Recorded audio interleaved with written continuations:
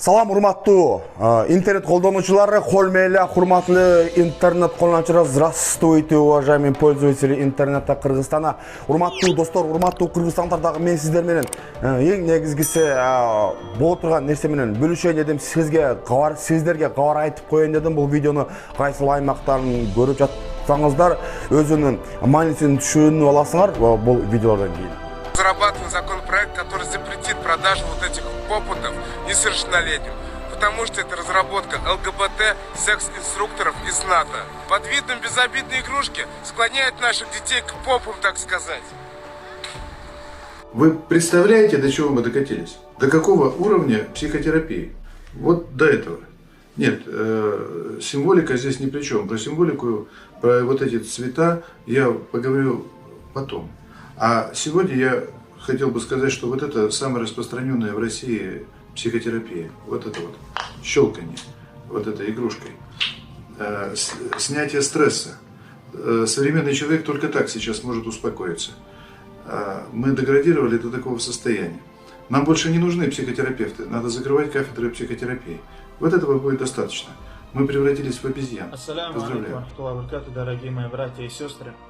К большому сожалению, в Дагестане распространились игрушки с флагом ЛГБТ. То есть мы все знаем, что это за флаг и какой смысл несет в себе флаг. И к большому сожалению, есть разные игрушки с этим флагом, и наши дети играются с этими игрушками. И вы думаете, для чего они сделали все это? Для того, чтобы для нашего поколения этот флаг и то, что в себе несет этот флаг, для них уже был как обычное дело. Поэтому хотел вас предупредить, дорогие мои братья и сестры, не покупайте детям подобные игрушки. Выкидывайте эти игрушки, предупредите своих родных и близких и родственников. Распространите эту информацию и не относитесь к этой информации небрежно. Ваджазакумуллаху хайран. Бул видео, бул антистресс деп ошол биздин бузукулардын ЛГБТнын желегин чагылдырган бул оюнчук игрушкалар көп мындай Орто Азия дегеле бул Россияларда өтө кызуу талкууга алынып атат. Өзүңүздөр деле маалым болуп атасыздар, интернеттен көрүп атасыздар. Эми того тержери бүгүн жылы мындай Бишкек шаарындагы дал ушул негизде ушул бузукулардын ушул нерселердин ушул антистресс деп аталган кандайдыр бир жаш балдарды алды, өздөрүнүн жаман бир бузукулук биздин ата бабаларыбыздын урпактарына калган, биздин урпактарга калган када салттуу бузуу иретинде жаш балдардын өлүмү мындай кырсыктарга учурап жатат. Мен бул аварияны өз көзүм менен душар болдум. Жана бир-эки сүрөт фото кылганы сиздерге фото кылып, сиздерге чагылдырганы тура көрдүм.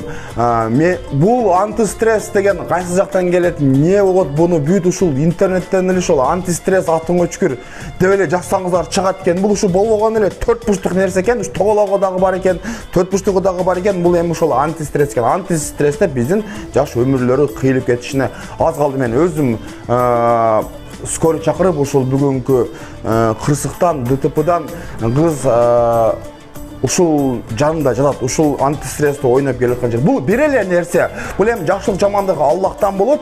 Эми мен бул кадр артында сүйлөп атканда эч нерсе бир нерсеге даярданган жокмун. Ушу кандай болсо жалпак тилде болмосо, урматтуу кыргызстандыктар, ушул игрушканы, ушул оюнчукту албай эле коюңуздарчы. Анан сатуучуларга дагы эскертип кетиңиздер, сатуучуларга болсо ушуну сатпай эле коюңуздарчы.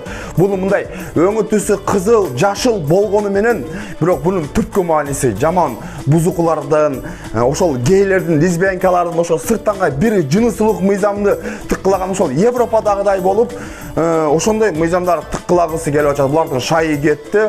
Өткөндө дагы биздин МВДга асыл биздин ички саясатка аралашканда биз алалы ит куугандай кууп таштаганбыз. Эми булар албетте буларга жагымды, буларга сырттан каржыланат, буларга сырттан каражаттар келет. Булардын өкүлдөрү биздин жогорку кеңеште дагы олтурушат. Алардын акчасына кызыкпай, бунун акчасына кызыкпай, адилеттүү эле бололучу, адилеттүү эле калыса эле бололу. Биздин ата бабаларыбыздан калган үрп адат менен менен жазылбаган мыйзамдар менен жашасак гана биз мисалы өнүгүү жолуна түшө алабыз деген ниеттемин. Эми бул саясаттан тышкары ушул антистресс боюнча урматтуу туугандар, ушул видео менен бөлүшүп коюңуздар. Бул жакшылык, кызыл өңдүү, жашыл кызыл ала тоок светти көргөн менен буну дагы бул жолго кайталап келсем, ички түпкү мааниси такыр башка. Базарлардан көрсөңүздөр или ушул видеону ким сатуучулар көрүп аткан болсоңуз, ушул нерсени албай эле коюңуздар, бири-бириңиздерге эскертүү берип коюңуздар. Жана бул базарга түшсөңүздөр, балаңыздар ушул нерсени алып берсе, колдон келишинче ата-энелер албаганы аракет кылыңыздар. Бул кандай атайы ушундай содагерлердин ичинде эми содагерлер түшүнбөйт экен. Бул ЛГБТ не десе түшүнбөй атышат. Бул ЛГБТ ушул бир жыныстуулукту, ошо гейлер буну Россияда кууп атышат, башка жакта кууп атышат, Өзбекстанда кууп атышат, өлтүрүп коюп, больницага чейин, ооруканага чейин жатат. А бизде тынч санаман жүрүшөт. Бизде ошолор деле бар. Ошолордун аттарын прекрасно аттарын атабай эле кое берейин. Комментарийге жазып койсоңуздар, ким экени кыргыз эли өздөрү түшүнө болсо, эми ушул боюнча бөлүшүп кетейин дедим эле. Мына кыздын өмүрү эмне болду экен? Эми буну бир гана эле Кудай билет. Жана ушул тууралуу маалымат алганы аракет кылам. Ушул игрушканы албай эле коюңуздар.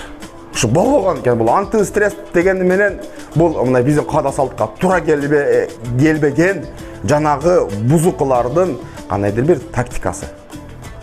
Достор, сиздер менен Илимбек Исраилов. Бул видеону мисалы ар кайсыл жака бөлүшсөңүздөр болот, таркатсаңыздар болот. Буну TikTokко бит бар жагына ушул оюнчукту албай койгон сиздерден өтүнүп кетем. Ар дайым сиздердин кызматыңыздардамын.